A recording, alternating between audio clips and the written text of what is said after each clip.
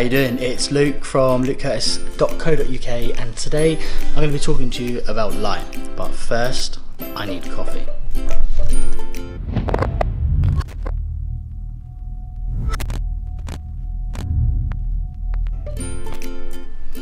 Well, I got my coffee and I am a little bit more energized, so I guess we should probably start the whole conversation around light, and that's my door. Give me 5. So, as you can see, Christmas tree is up. I'm dyslexic and I still can't get used to this whole reverse thing. As you can see, Christmas is definitely on, and the Amazon gods have been and delivered a bunch of Christmas presents. That was the doorbell going. So, as I mentioned, today I'm going to talk to you about light.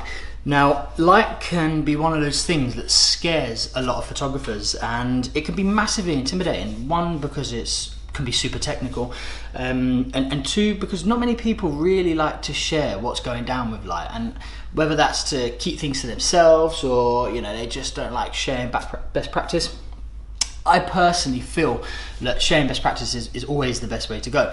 Now, my career, I've previously worked for companies like Bowens. Bowens were one of the most well-known flash lighting manufacturers in the photographic industry. They had 100 years of heritage, and at the height of their career, they were the ones, man. Like literally, they were the ones.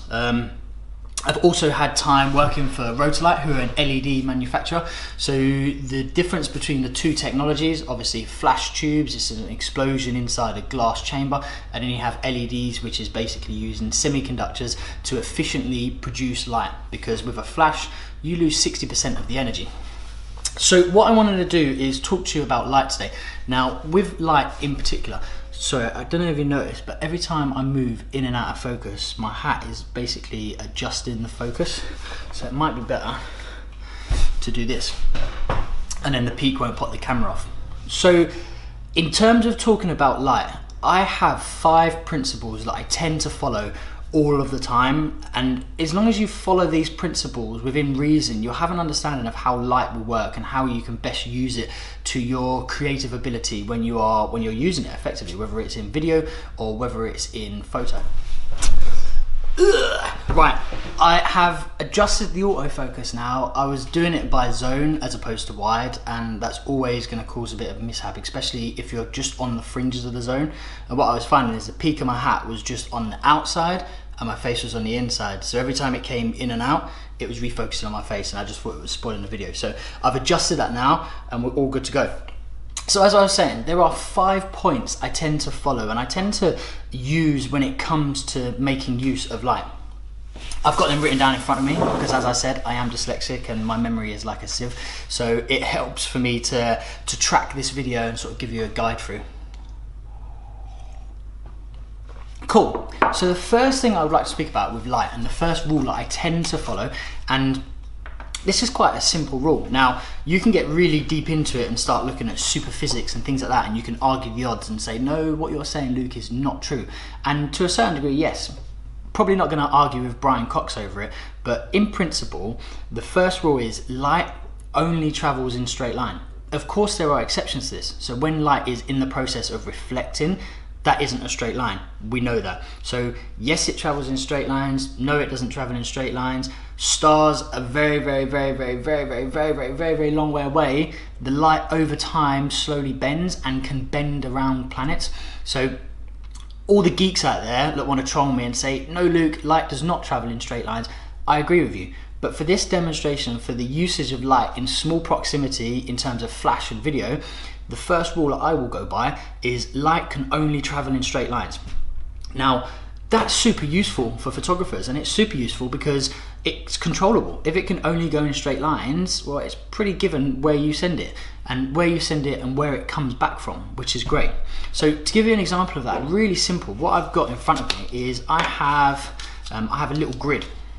Now this is just a grid that would go on a speed light, and hopefully what you can see is if I put this up to my face, straight onto the camera, you can see my face, and that's because the light that's hitting my face is basically traveling through these holes and pushing back to you guys, and you can see it in the camera.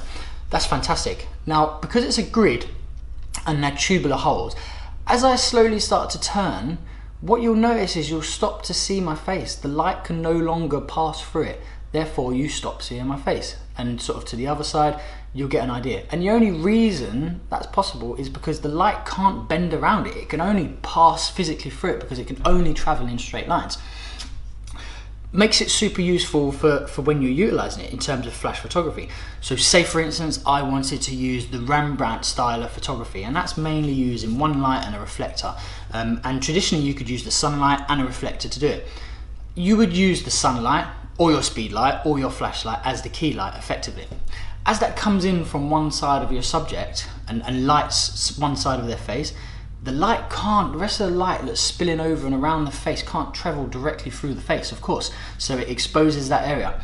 What you would be left with is shadowing on this side. Now for dramatic effect, of course you could do that, but if you wanted to rebalance it, what you would use is like a reflector. So you could use something like this on the other side of the face to capture some of that light coming over here to expose some of the skin on this side.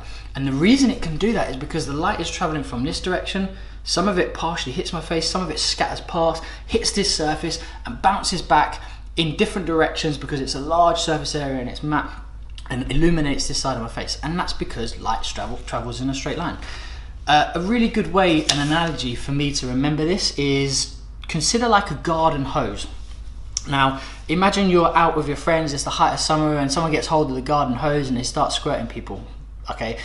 If you twist the nozzle and you put it on that really direct, harsh line of fire, and it's just a single beam of water, that can be really intense, like super, super, super intense. And because it's quite small in relation to the person you're hitting, it feels pretty hard. If you was to take that intensity and you was to hit off of a surface and it came back and hit the person, it would reduce in its power, it would reduce in its intensity. And that's exactly the same principle with light, exactly the same principle. What also would happen is, in theory, what you're doing is you're taking a really small jet of water, it's hitting a surface area and it's spreading, and as it's spreading, it's becoming softer. And that's exactly the same with light. So you can take a hard light and you can turn it into a soft light, and we'll speak about that a little bit later. But the first rule to remember, light can only travel in straight lines. If you have a little look at some of my work online, you'll see a lot of me placing speed lights directly into camera, and I will use that to silhouette audiences. So for instance, I'm at a massive gig, I'll put the speed light right at the front of the crowd, firing into the crowd. I'll then go and position myself in the crowd somewhere in the mix of it and wait for the moment when the hands go up. I will fire that light directly into the camera. It has to travel in a straight line. Therefore, everything on the other side of those, so say for instance the hands go up, everything on the other side is in darkness, is totally silhouetted, and you come out with some really powerful images because the light can't wrap around the other side because it can only go in straight lines.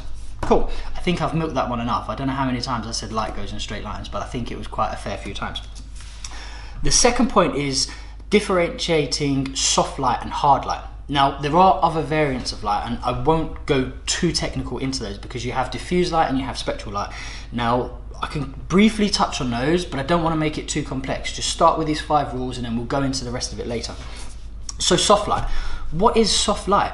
Currently at the moment, I am being lit by soft light. So I've got a couple of soft light sources pushing light onto me, and you can see. Now, a good example is if you look around my chin and you look around either side of my nose, what you're not getting any harsh shadows. And what we mean by harsh shadow is basically going from an exposed area to an unexposed area very dramatically, okay? And that was what they would define as hard light. Soft light is very flattering, and soft light tends to, the difference between exposed and unexposed is more gradual, and it's softer, and it merges into it softer. So at the moment, I'm gonna flip my iPhone around just to do a little bit of a video, and I'll do a cutaway basically so you guys can see this. So here's the cutaway. I'm just going to spin this around. So over here, there is a LED light, and that's basically producing a soft light hitting this side of my face. And over here, I have a massive softbox using an LED light as well. And that's basically pushing soft light on me as well. Now, the general rule with soft light is the larger the light source in relation to the subject, the softer the light. Now over here, you can see that I've got a massive softbox that's larger than me, therefore it's going to produce a soft light, and it's going to make me light it's going to be very flattering, okay? In a lot of my photography, I tend to use hard light, and the reason I tend to use hard light is it's very dramatic, like it's very impactful and it stands out. But if you wanted to produce soft light, you would have a larger light source than your subject. And the word to remember is in relation. And the reason I say in relation is that the sun is a great example I'll use of this. The sun is obviously huge, many more times larger than the Earth, but it's extremely far away. And at the right time of day, the sun casts an extremely hard shadow on people. And the reason being is in relation, it's a lot smaller. You look up in the sky and you can cover the sun with your finger. Therefore, the sun is smaller than you. Therefore, it becomes a hard light source as opposed to a soft light source. If you brought it closer and closer and closer and closer and closer in relativity, we would all die. But beyond that point, we would become softer and softer in terms of light because it is in relation to us. So that's the second point, understanding what is soft light and what is hard light. I'm going to attach a few images of soft light images, of pictures using soft light, and I'm going to attach a few images of hard light, and hopefully you can see the difference between the two of them. So the third point is hard light. Now hard light is the complete opposite of soft light. If the light source is smaller in relation to your subject, it produces a hard light. To give you an example of this is a speed light. Doesn't really matter what brand. This speed light here, so look at where the light is channeling through. In relation to my face, it's smaller. Therefore, it's going to produce a harder light source, and it's going to give very harsh shadows. So if I was to light it this way here, you would get really dark, so firing on, you'd get really harsh shadows on this side, and that's because it's a small light source. So how can you change hard light to soft light? You would use something like this. If I was to attach that onto the top of here, now in relation to the side of my face, it's larger than the side of my face, so it becomes a soft light source. And that's how we can utilize hard and light soft, and we can make hard light soft light by using reflectors. And most of the light shaping tools you see available, all they facilitate is the change of light. Now, I mentioned earlier there was a couple of other different forms of light. There was diffused and there was spectral. So if I was to use this matte white surface, as light hits this and it scatters back to me, it's quite uniform in terms of how that light comes back. And it's more consistent in terms of how it's spraying. It's not just scattering beams of light everywhere that have to travel in a straight line, which will pull out pockets. So say for instance, I was a little bit sweaty and I was to use this guy here, because of the surface, it's scattering light all over the place. Now what that scattering light would do is it would probably find pockets of oily skin and water on the surface of the skin, and it would bounce back harder and more harsh, and that would be a spectral light. And this is awesome in terms of using it in fashion photography to pull out detail in hair and make things look a little bit more dramatic. If I wanted to keep it super consistent and beautifully soft, I would use something that sprays the light or diffuses the light in a more consistent manner. So beyond soft and hard light, you also have diffused and spectral light, and I'm going to do another video on those guys a little bit later because I didn't want to make it super technical. But the difference between diffuse and spectral light is how the light is distributed back out, and bearing in mind it has to travel in straight lines. From here it pushes it out very consistently. As you can see here, this is all over the place. The light is even now you can see the light coming from this LED. There's pockets of hot spots here. If I turn it, the hot spot becomes here, it then becomes here. You know, it's because it's not consistent. And we can make full use of that within the creative output when we are taking pictures. Number 4 is light has a life cycle. Yes, it's crazy. Some of the stars you see in the sky above your head have technically died. They're no longer alive. But because they're so far away and light has a life cycle, it's beamed hundreds of thousands of years ago, the star dies and that light is still traveling through space and time to reach us, and that's why we can see it. We're like, oh, that's pretty cool. Eventually it will go disappear and it's gone, and that's because light has a life cycle. Now that becomes really important in terms of when we are trying to freeze action. So for instance, if I have a light that has a longer duration, is around for a longer period of time, if I was to use that light source in a studio while somebody was moving, because that person is exposed to light for a little bit longer, okay, under certain conditions you would start to see movement. because the sensor is picking up how long that light is hitting the subject for. Okay, so you can manage that either using the shutter speed of the camera, or you can manage it using the flash duration. For instance, for me, if I wanted to freeze action in a studio environment, I wouldn't use my camera. So some people would be like, oh yeah man, I'd use 8,000th of a second to freeze that. 8,000th of a second will freeze anything. Not at all. I would use 100th of a second. I would use 125th of a second. Like, I would not go beyond that, but I would use a massively short flash duration. And to give you an example or an analogy of how that would work, get one of your mates, go and get a room that's totally pitch black, okay? One person mans the light and the other person goes and does some crazy dancing in the corner. And as they're dancing, you switch on and switch off the light switch. As you switch it on and switch it off, the brief moments that the person is exposed to that light will be the moment you freeze. So what you will get is just basically this crazy jerky movement. And that's exactly the same in flash photography and using flash to freeze the subject. And the only way to utilize that is understanding that light has a period that it is alive for. Okay, well, not technically alive, but it's available for. Manufacturers will measure that in what's called T1 or T5.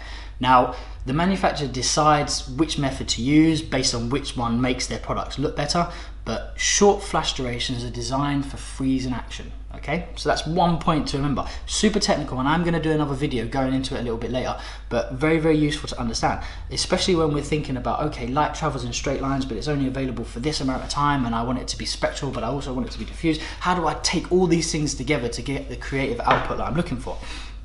The last one, point number 5, is light has a temperature. Yeah, correct. Not as in like, oh my God, that's really hot. The temperature is in terms of its color, the color that it emits. Okay, most manufacturers will measure daylight at 5,600 Kelvin degrees. Okay, that is what people will deem as daylight. LEDs have the ability, well, some LEDs, if they are deemed bicolor, have the ability to move between a color temperature. So either they can be really tungsten or they can be really cool. And that will normally be measured in, you know, from like 3,100 all the way through to 6,300 Kelvin. Now, if I was using a traditional flashlight, a speed light or a monoblock or something along those lines like a strobe, you can't control the temperature of it because effectively it's an explosion in a glass tube and it's super aggressive. Because it's super aggressive, the only thing we can do is contain it and it goes and it explodes and there's a massive array of light. All we can do is control it. We can't measure the temperature. So we have to use, or we can't manage the temperature. So we have to use things like gels to change the spectrum and change the color of it. If, for instance, on this chap here, if I was to do this, what you'll start to notice, hopefully, I'm going to bring it a little bit closer so you can see the difference. So at the moment, this is what they would call tungsten light. It's really orange, it kind of matches the ambient light falling in from the beams around me. I can cool this light down. All of a sudden I look washed out, look a bit pasty, not cool. And that's because I'm balancing the Kelvin. And I would find a color that would match this light over here and balance the two of them. So here I go, I'm probably about here. And obviously it's too close. So it's quite harsh. So I would take it away to make it a little bit softer. There we go, I feel happy in terms of how that looks. So color, light has a temperature, and this is where the argument between LED and strobe comes into play. Like, what one is the better type? I don't think there is a better type. I genuinely think they both have their uses, and they both have pros and they both have cons. Hopefully that was a quick fire round in terms of understanding light and my 5 rules. So just to recap, number 1, light can only travel in straight lines. Number 2, understanding what is soft light. Number 3, what is hard light? Well, that's probably the opposite of soft light. 4, light life cycle. So how long is the light available and how is that going to affect the picture that I plan on taking? And number 5, color temperature of light. Hopefully covering those things will give you enough of an insight, think, okay, cool, I kind of get this now, and you can start to practice with some of those aspects and look at the results that you would get. As ever, if you have any questions or any comments, please put them in the comment section below. If you like the videos, please subscribe and I will continue to produce more. Thank you very much for listening, and I am out.